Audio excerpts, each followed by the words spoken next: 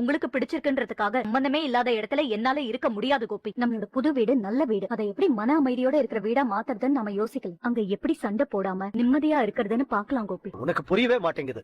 அம்மா பசங்களை விட்டு நான் ஒண்ணும் உங்களை அவங்க கிட்ட இருந்து பிரிச்சுட்டு போகலையே. நாம தனியா இருந்தப்போ நீங்க இங்க வந்தீங்க. உங்க ஃபேமிலியோட டைம் ஸ்பெண்ட் அதே மாதிரி இப்பவும் பண்ணுங்க. உங்களை யாரு என்ன சொல்ல போறாங்க? எல்லாருமே ஒரே வீட்டுல இருக்கிறது எனக்கு அது நடைமுறையில சாத்தியமே இல்லாத விஷயம் கோபி. உங்களுக்கு வேணா அப்படி இருக்கிறது நல்லா இருக்கு. ஆனா எனக்கு பாக்யாக்கெல்லாம் அது அசிங்கம். பேசும்போது அதெல்லாம் விட்டுருங்க. நம்ம கிளம்புவோம். ஐயும் இங்க சந்தோஷமா தானே இருக்கீங்க அப்படின்னு நீங்க நினைச்சுக்கிட்டு இருக்கலாம். என்ன சொல்ல வர? நீங்க 2 பேரும் சந்தோஷமா இல்லையா? இங்க ஒருவேளை சந்தோஷமா இருந்தாலும் இந்த வீட்டை பொறுத்த வரைக்கும் நாங்க வெளிய ஆளுங்க தான். எப்போ வேணாலும் நாங்க இங்க இருந்து கிளம்பி போறவங்க தான். இல்ல ராதிகா, நீங்க இத பத்தி பேச வேண்டாம் கோபி. நம்ம கிளம்புறோம், அவ்வளவுதான். எல்லாருமே ஒரே இடத்துல இருக்கிறதா நல்லா இருக்கு, எனக்கு பிடிச்சிருக்கு. அதெல்லாம் நடக்கவே நடக்காது கோபி. ஆனா இந்த வீட்ல இருந்து வரது நடக்கனா நீயும் போக கூடாது, மயும் போக கூடாது. கோபி நீங்க என்ன சொல்றீங்க? பேச வேண்டாம்.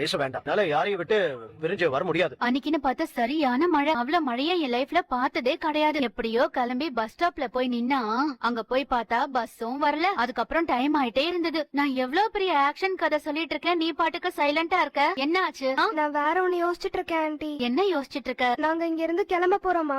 நிஜமாவே நாங்க கிளம்புறோமா ஆண்டி? கிளம்பிதானே ஆகணும் ஐயோ. நீங்க இங்கேயே இருக்க முடியாதுல்ல. இங்க இருந்து போனா நான் உங்களை ரொம்ப மிஸ் பண்ணுவேன். நானும் தான் உன்னை ரொம்ப மிஸ் பண்ணுவேன். சரியா? உன் மம்மி உன் டேடின்னு தனியா ஒரு வீட்ல இருந்தப்போ ஜாலியா இருந்தீங்கல்ல, அப்படிதான் இனிமேலும் நீங்க 3 பேரும் இருக்க.